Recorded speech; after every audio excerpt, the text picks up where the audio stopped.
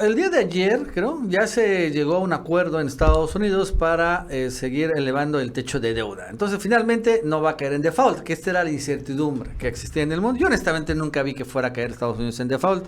Será una locura que Estados Unidos no pudiera pagar sus deudas, porque, bueno, al final ellos creen la deuda, bueno, vuelven a imprimir más dólares y ya no pasa nada. Y bueno, finalmente, efectivamente llegó a ese momento y Mauricio ya regresó el superpeso. Eso es muy importante porque toda la semana pasada el peso se empezó a devaluar un poco.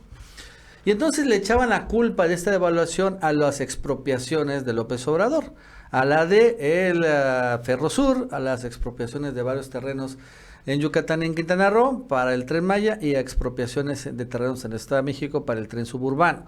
No, es que ahí está llegando Hugo Chávez, ahora sí empieza el autoritarismo y los dictadores. Pero no, la verdad es que él era un problema de Estados Unidos, ¿no? Ni siquiera internacional, de Estados Unidos, del famoso techo de deuda. Se soluciona, Mauricio, y ve cómo está el peso el día de hoy. En 17.59 pesos. Cuando antes de que entráramos a esta incertidumbre, está en 17.45. O sea, como te das cuenta, de 17.97, que es con el momento más alto, por así decirlo, ya se regresó una senda otra vez de apreciación acelerada. Esto es importante porque al final, incluso en Wall Street, ya dejaron de ser muy doctrinarios y ya también se quitaron la cachucha del conservadurismo y se dan cuenta que esto iba a suceder. Incluso Wall Street está apostando ahorita a favor del peso, a que esto se va a seguir apreciando. Y nada más para ponerlo en comparación, fíjate que hay un buen índice, el índice Big Mac. ¿Sí te acuerdas de ese famoso índice de Big Mac? Sí, es cuánto te cuesta comprar una Big Mac en diferentes países, ¿no? Ajá, entonces, y bueno, evidentemente hay distintos precios, pero ahí podemos ver en este índice Big Mac qué tan sobrevaluado o subvaluado está una divisa. Entonces fíjate que el precio del Big Mac está en el precio de Big Mac en México está en 79 pesos y está en $5.15 en Estados Unidos. O sea que todavía tenemos una subvaluación del peso, porque para que empatemos el precio de la Big Mac en Estados Unidos y en México, el peso debería estar en 15.34 pesos por dólar. Así que todavía tenemos un peso demasiado devaluado, ¿no? O sea, finalmente cuando llegue a 15.34 pesos por dólar, entonces ahí vamos a llegar como que al punto de equilibrio. Todavía nuestra moneda está demasiado barata. Ese es finalmente el precio de la Big Mac. Y así incluso hay en el Economist, hay un índice Big Mac precisamente que refleja esto. Y es importante, o sea, todavía necesita apreciarse más pues el peso y probablemente lo vaya a hacer pasando, cuando menos, llegando a los 16 pesos por dólar. Es muy probable que eso suceda este año. Pues así son los vaivenes internacionales, ¿no? Esto es inevitable, nosotros no tenemos control de lo que sucede en Estados Unidos, de lo que sucede con Rusia y Ucrania, de las decisiones de Europa, de las decisiones de los árabes y la producción petrolera. No tenemos nosotros control en absoluto, nadie más que quienes toman esas decisiones. Y lo que se ha venido dando en el país, que es lo que ha venido trabajando el presidente desde el 2018, es justamente desconectarnos de estas decisiones. ¿Cómo hacernos autosuficientes? Mientras más autosuficientes seamos, menos estaremos subiendo o bajando, seremos más estables en nuestro crecimiento. Sí, claro que es bueno subir, pero el problema es que luego también puedes bajar en la misma intensidad. Pero lo importante es que cuando consigues estabilidad, con esta autosuficiencia energética, con esta autosuficiencia alimentaria, con autosuficiencia industrial, etcétera, con todo esto se consigue esta estabilidad. Todavía hay muchos retos que tenemos que superar, como en el tema de los alimentos.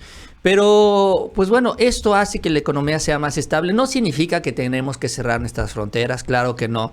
Sin embargo, lo importante es que siempre tengamos una base en la cual o a partir de la cual podemos crecer. Y ya crecemos con la inversión extranjera, ya crecemos con el comercio internacional, etcétera. Pero tenemos una base firme, eso es lo que tenemos que conseguir y para eso es lo que está trabajando el presidente. Y bueno, el peso refleja justamente esto, ¿no? A pesar de estos vaivenes, pues ya no rebasamos, Nacho, el tope de los 18 pesos, nos quedamos en los 17 y ya nuevamente vamos para abajo, o sea, ya estamos en un nuevo nivel. Ahora vamos a ver si en los próximos meses, donde esté todavía un poquito más estable, seguimos bajando, aunque hay que recordar que se vienen las elecciones, no tanto en México, sino también en Estados Unidos. Y pues todo esto finalmente siempre es un periodo de incertidumbre. Entonces también vamos a ver si esto nos llega a afectar en la moneda y en algunas otras cosas más. Bueno, Mauricio, fíjate que el día del fin de semana, bueno, hace la semana pasada se reportó el crecimiento de México a nivel anual, el primer trimestre, y creció 3.7% en el primer trimestre del PIB. Y esto es importante, ¿no? Porque la expectativa de crecimiento era, mírate la expectativa, Mauricio,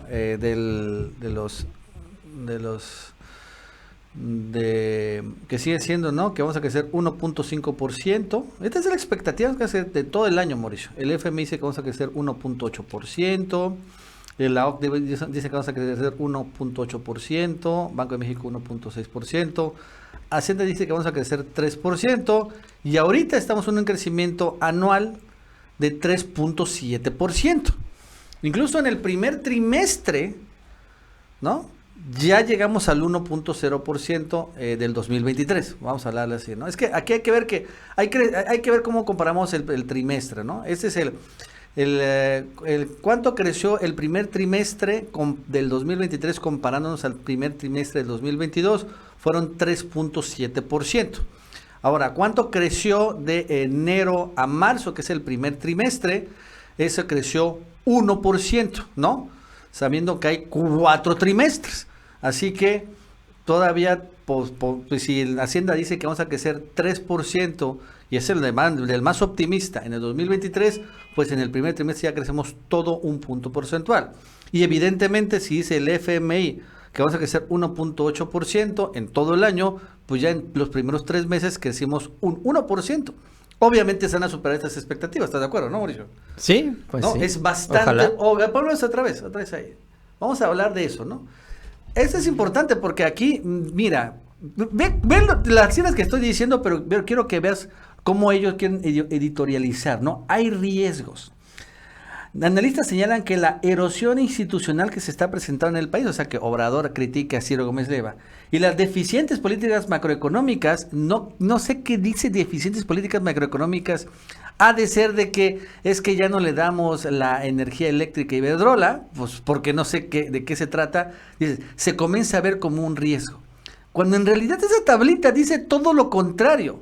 Esto es lo que ellos esperan de México, que vamos a crecer durante todo el año 1.5%, el Banco Mundial, de enero a diciembre, pero sucede que de enero a marzo ya crecimos 1%. Entonces aquí esto evidentemente quedó muy, muy rezagado. Incluso Hacienda, el más optimista de 3%, también ya quedó muy rezagado porque hablando anual ya estamos en 3.7%. Entonces, eso es importante porque todavía empiezan a decir mucho, mira, ve cómo titula esta nota, ¿eh? Ve, pon. Crecimiento sorprende. Expectativas se moderan por ruido político interno. ¿Qué madre significa ruido político interno, no? Digo, lo comento para que vean cómo intentan todavía no buscarle el pelo en la sopa a cifras que no se les puede encontrar el pelo en la sopa.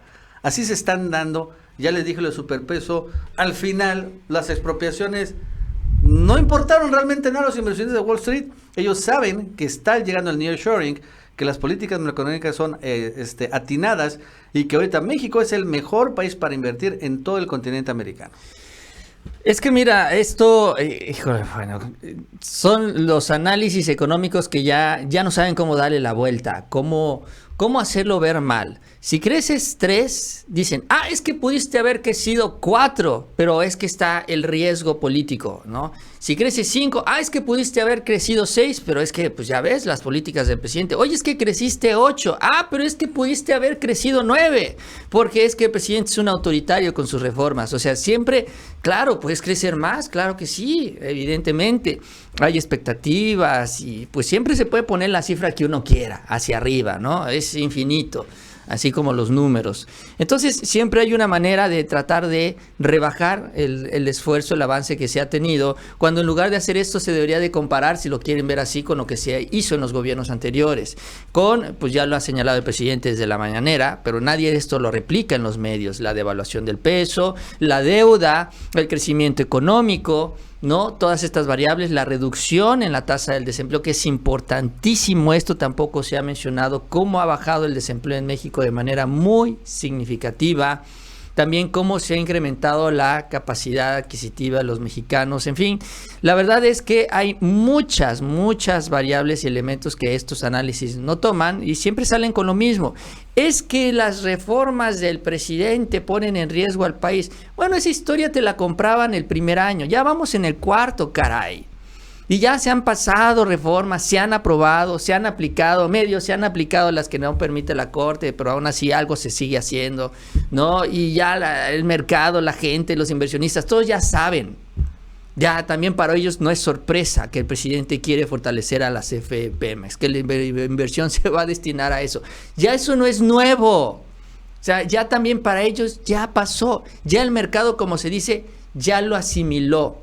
Y después de haberlo asimilado, pues ya, no importa que el presidente siga haciendo lo mismo. Ya el mercado ya lo asimiló, ya ellos están invirtiendo bajo estas nuevas condiciones del juego y se está invirtiendo más. Porque en comparación al 2022, en este primer trimestre también del 2023, la inversión subió en 50%. Digo, nada más para que también tengamos una idea de la magnitud de la confianza que hay en el país.